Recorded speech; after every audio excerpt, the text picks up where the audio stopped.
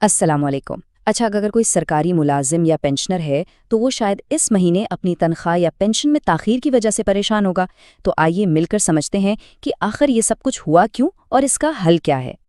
تو سب سے بڑا سوال جو سب کے ذہنوں میں ہے وہ یہی ہے کہ آخر اس مہینے تنخواہیں وقت پر کیوں نہیں آئیں؟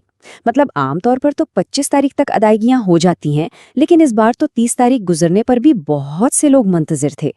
چلیں اس کی تہہ تک پہنچتے ہیں کہ ماجرا کیا ہے۔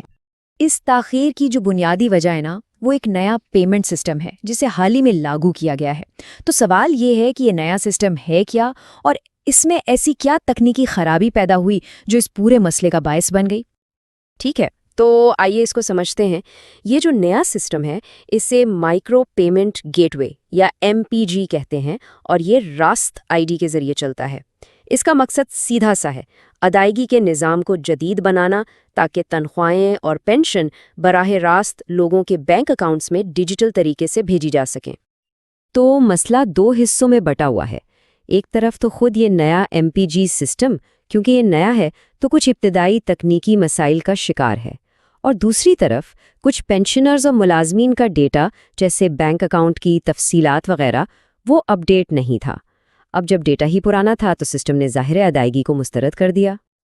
اب اس نئی صورتحال کو دیکھتے ہوئے مختلف صوبائی حکومتیں اپنے اپنے قوانین بنا رہی ہیں تاکہ مستقبل میں ایسے مسائل سے بچا جا سکے۔ دیکھتے ہیں کہ وہ کیا الگ الگ حکمت عملی اپنا رہی ہیں۔ یہاں دیکھیں دو صوبوں کے رد عمل میں کتنا فرق ہے۔ سندھ حکومت نے ہدایت جاری کی ہے کہ اگر MPG سسٹم کے ذریعے 2 بار ادائیگی ناکام ہو جائے تو بھئی فوری طور پر ایک مینول چیک بنا کر 1 تاریخ تک ادائیگی ہر حال میں یقینی بنائی جائے۔ دوسری طرف خیبر پختونخوا نے اصول ہی یہ بنا لیا ہے کہ سرکاری ملازمین کو تنخواہ مہینے کی پہلی تاریخ سے پہلے ادا ہی نہیں کی جائے گی۔ اور اب خیبر پختونخوا کے نئے بھرتی ہونے والے ملازمین کے لیے ایک بہت ہی اہم وارننگ ہے۔ یہ خاص طور پر ان نئے ملازمین کے لیے ہے جو کنٹریبیوٹری پینشن اسکیم کے تحت بھرتی ہوئے ہیں، مطلب وہ اسکیم جہاں ملازم اور حکومت دونوں پینشن فنڈ میں حصہ ڈالتے ہیں۔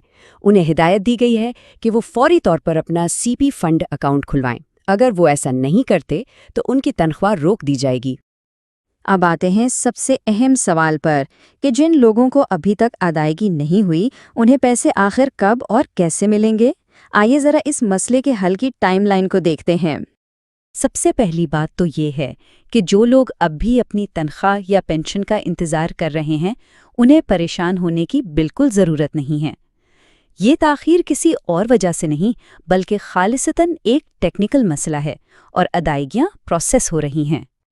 تو ہوا یہ کہ منگل 30 جنوری کو زیادہ تر لوگوں کی تنخواہیں اور پینشن ان کے اکاؤنٹس میں آ گئی تھیں۔ اس کے بعد تعطیل کی وجہ سے بینک بند رہے۔ اب توقع یہی ہے کہ پیر تک یعنی اگلے کاروباری دن تمام باقی ماندہ ادائیگیاں بھی مکمل ہو جائیں گی۔ تو یہ تھی اس ماہ کی تاخیر کے پیچھے کی پوری کہانی۔ لیکن جاتے جاتے ایک سوال ضرور ذہن میں آتا ہے کہ کیا یہ نیا ڈیجیٹل سسٹم ان شروع کی مشکلات پر قابو پانے کے بعد مستقبل میں ادائیگیوں کے عمل کو واقعی تیز، شفاف اور زیادہ قابل اعتماد بنا پائے گا؟ یہ تو آنے والا وقت ہی بتائے گا۔ اس پر سوچیے گا ضرور۔ اللہ حافظ۔